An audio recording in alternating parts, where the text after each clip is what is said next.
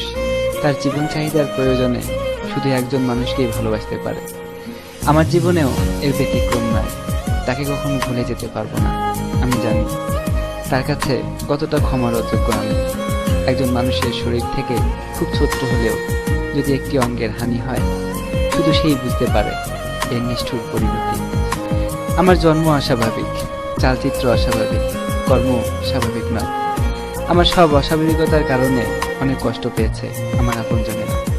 তার তুলনায় আমার ভালোবাসা কিংবা আমার সেই ভালোবাসার মানুষটি হয়তো খুবই ঠুনকো। ওদের বোঝাতে পারলাম না এই ঠুনকো ভালোবাসাটুকু হারিয়ে আমার সমস্ত শরীরটাকে কতটা বিকলঙ্গ করেছি আমি।